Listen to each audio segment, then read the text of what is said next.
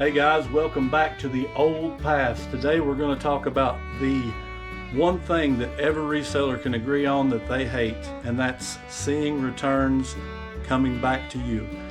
Stay tuned, we'll talk about it, we'll pull some orders, and we'll see what's happening at the Old Paths.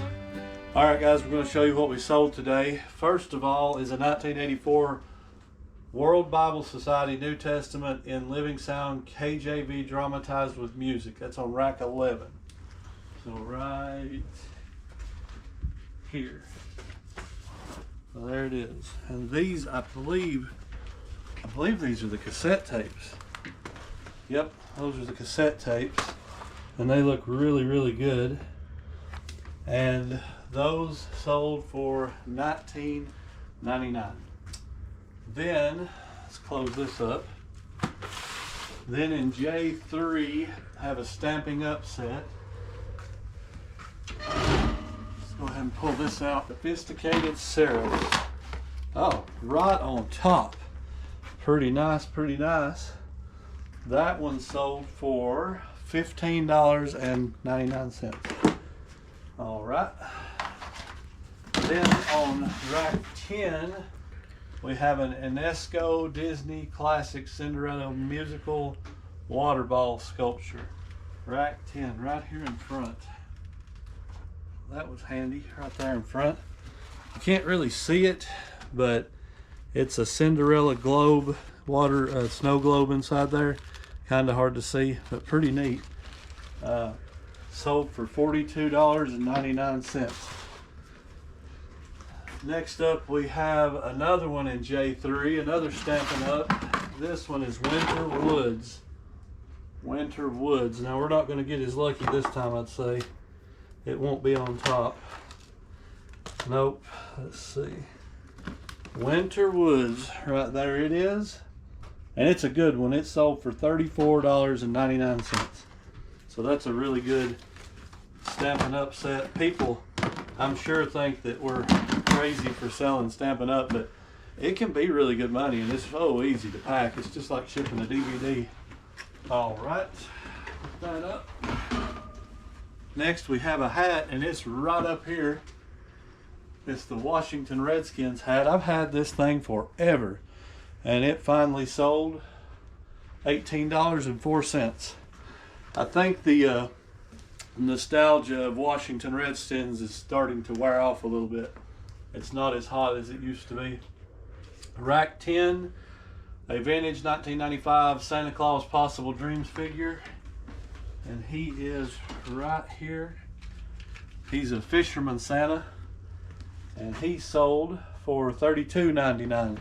Christmas stuff, guys. Be looking for Christmas stuff. Some of it can be really good. Tanya taught me that. J2. Go ahead and pull this out too.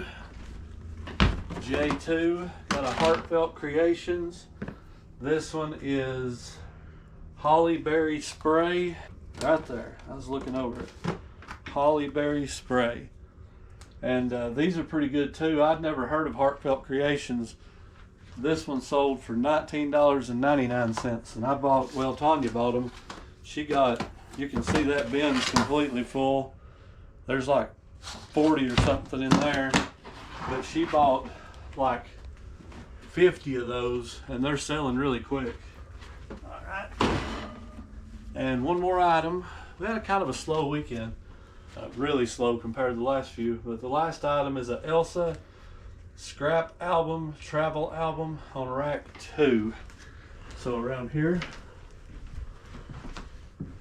and I think it's maybe this right here.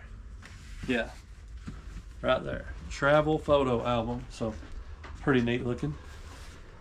It's kind of got the old map feel on the texture. And you open it up and it's pretty nice. It's like a new one. And it sold for $23.74. All right, guys. So somebody asked a question about how to end and redo on the sell similar what we're talking about when we say end and sell similar. So from your active listings page, you just simply go down, and I'm going to pick out 10 of my oldest. Go to the left pane here and select the ones you want to end. So there's 5, 6, 7, 8, 9, 10. There's 10. Now I'm going to go to Actions, End Listing, and then I'm going to go over here and hit End Listings and confirm. So now those 10 have been taken out of the active. You can see I'm 10 less than I was. So then I'm going to go to Unsold, and there's my 10 that I just ended. You're going to go right here beside Actions and hit this little selection box. It'll select them all. Then you're going to hit Sell Similar. It will bring you up in the bulk editor.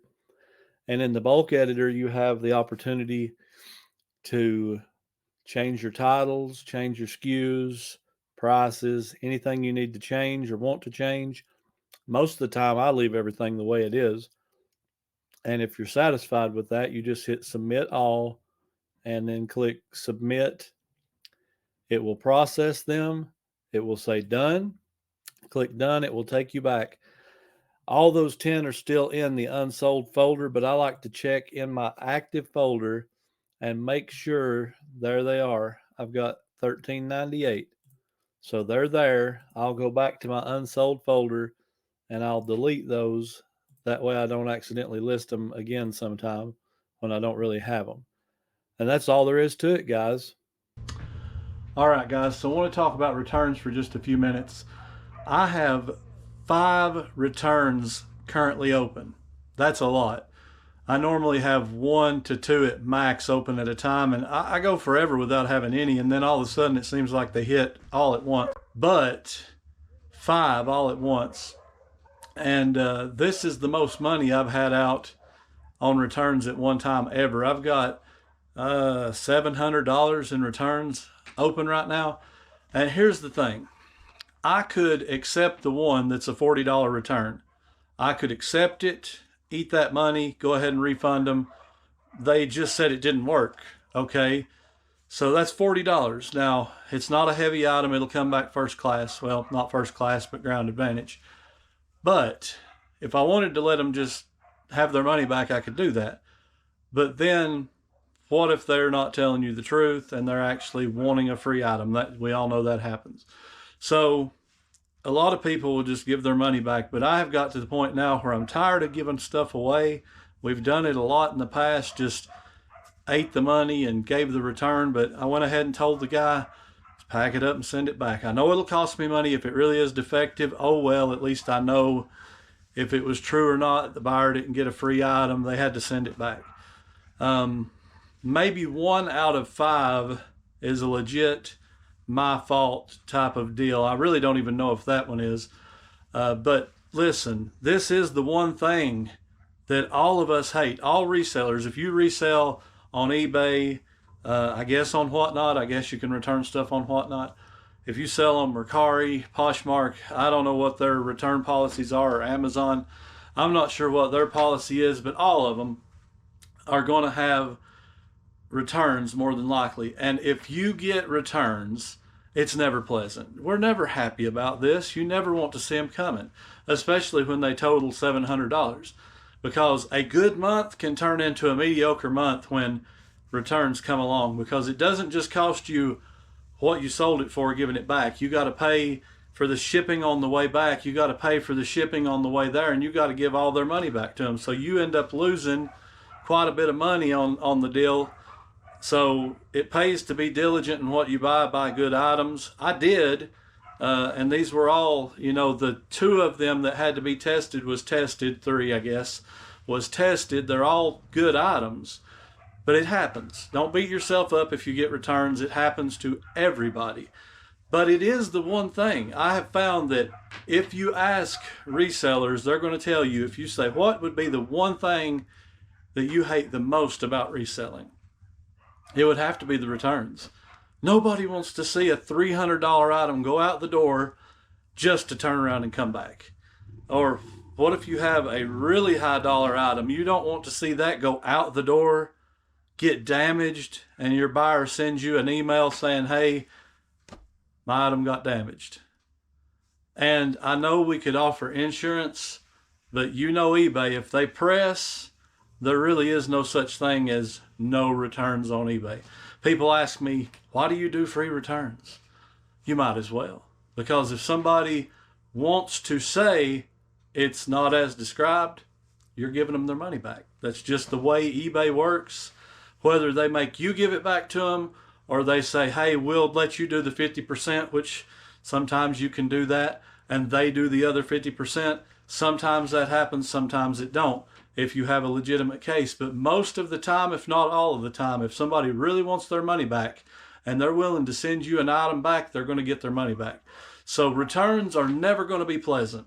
I've never found a return that I was happy to get back. Now, if I make a mistake, obviously, I will gladly give you the money back. And I've even done this in the past, and I feel like this is a good policy. If I make a mistake and I send something out broken, or I send something out damaged in some way, or just not as described, I'll usually message that buyer and say, hey, if you find something else in the store, you can have 50% off, or you can have $10 credit, $20 credit, depending on how much they spent. Just as a good faith courtesy towards that buyer to say, hey, I wasn't trying to scam you, I wasn't trying to do you wrong, you know, just trying to make up for what we did. So you don't have to do that. That's just something I've done in the past, and I've found it to be more of an investment in your buyer than it is just turning around and giving away money. That's just what I do. You know, not everybody's going to do that, and it's not even necessary. It's just something I've found to be a courtesy, especially if I've been the one to mess it up. So returns are a way of life. We're not getting around it. You're going to get them. Don't beat yourself up. Just keep on doing your best, and I'm sure you'll do great. Thanks, guys. All right, guys, just want to say thanks again for coming in, hanging out with us today. Check back with us soon. We're going to try to keep putting these videos out, hopefully every Thursday, 10:30 after the podcast. We're trying, that's what we're shooting for, trying for. But thanks for being here. Thanks for all your support.